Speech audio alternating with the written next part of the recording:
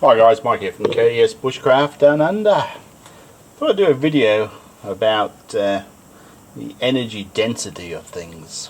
Now, whether it's your camp stove or your car electrical system, as long as you understand something, you can make a better choice for you. So this is my battery pack. Now it runs an AGM battery, so that's old school technology today. Like every other YouTube creator, I've been offered a free lithium battery that retails for about $1,000. But I don't need one. Now, the AGM battery, volts gauge works. Lithium battery, you need a shunt. So, that battery retails for like $200. It should last between 3 and 7 years. Like all batteries, including lithium, if they're stored in hot weather in a hot vehicle, for every 10 degrees above 25 degrees Celsius, it halves their life. Now, if that halves the life of a $1,000 battery down to 5 years, that's ouchy. But the lithium is lighter and it wants to be cycled. Okay? So if you're the type of person that goes off grid and you sit out there for a week and you're relying on your solar panels or your vehicle to recharge, having that extra capacity is a bonus. So if you fully discharge one of these AGMs, you'll destroy it in about 300 cycles.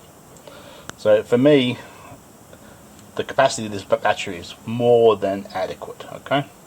Now I can store this battery with an intelligent charger clipped to it and not have to think about it. A lithium battery wants to be sitting there between 40 and 60% of the charge. So for me, I come home from a big trip I've been driving for 10 or 12 hours, the battery pack's going to be fully charged. So I'm going to have to disconnect the battery on the lithium halfway home. Then I've got to go along and maintain that charge point of it. So in the real world, that will never happen.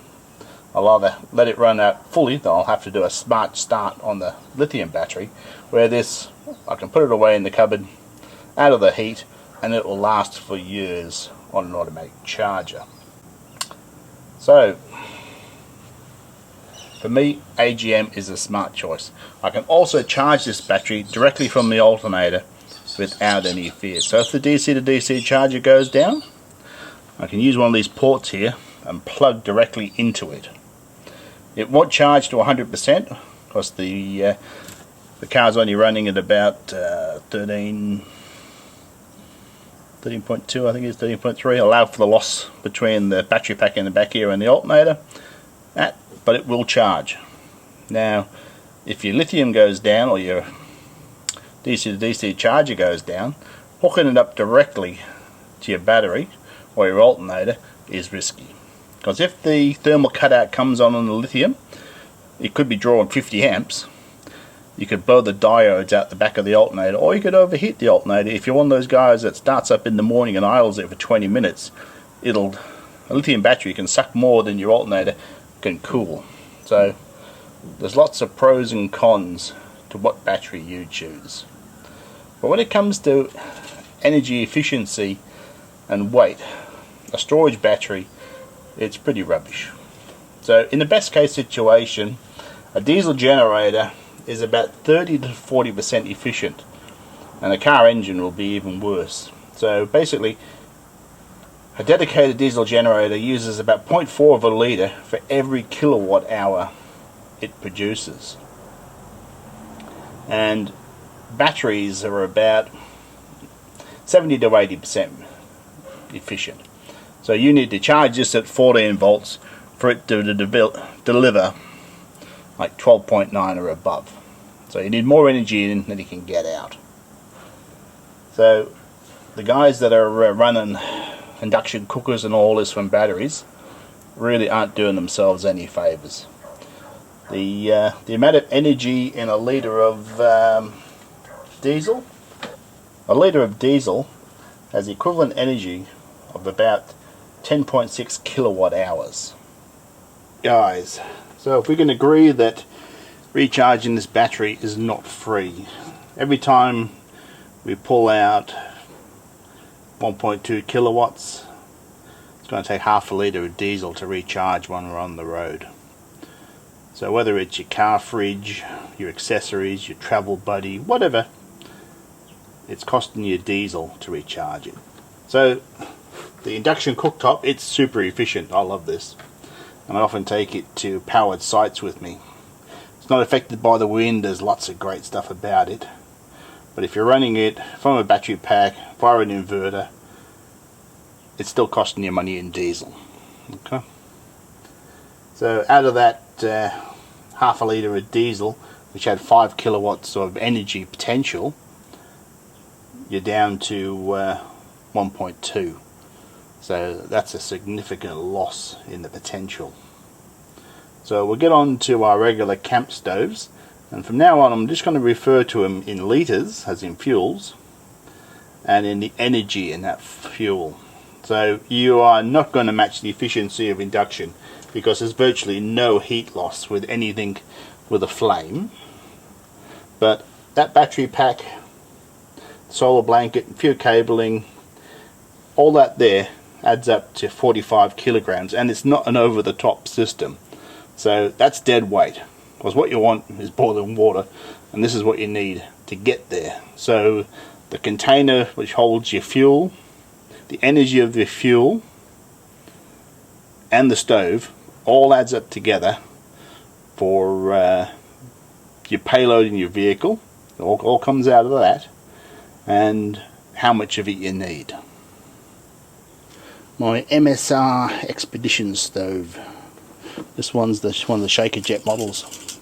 I mean, there's a little pin in the bottom to keep the jet clean. This guy will run on Shellite, petrol, Kuro, diesel, possibly rum and coke on a bad day. My ex-partner used to call it Mr. Scary, and it is if you don't prime it properly. So I run in diesel or Kuro. There's a little pad in the bottom. It needs preheating on this tube here.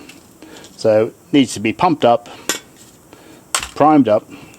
So it's high on the faffing around factor, and if you get it wrong, you'll probably never touch it again. So we're running diesel. That's got 10.6 kilowatt hours to a litre. Petrol 9.38. That's a lot of energy. It's a lot more energy than the propane at 7 kilowatts a litre. That's why expeditions use these stoves. When I was up in Nepal, we had Kuro, and more Kuro, and it was fine. Absolutely was. So if you don't mind the faffing around, and weight is your parameter, say you're a motorcycle tourer or you've got a very small car, this could be the option for you, but there is a little bit of work in using them. It's not like gas. LPG.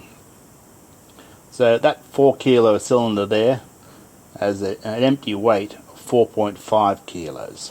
That's just the cylinder on its own. So that's dead weight. I've got a single burner cook partner stove here. That weighs about 3 kilos. It's fast. It's easy to use.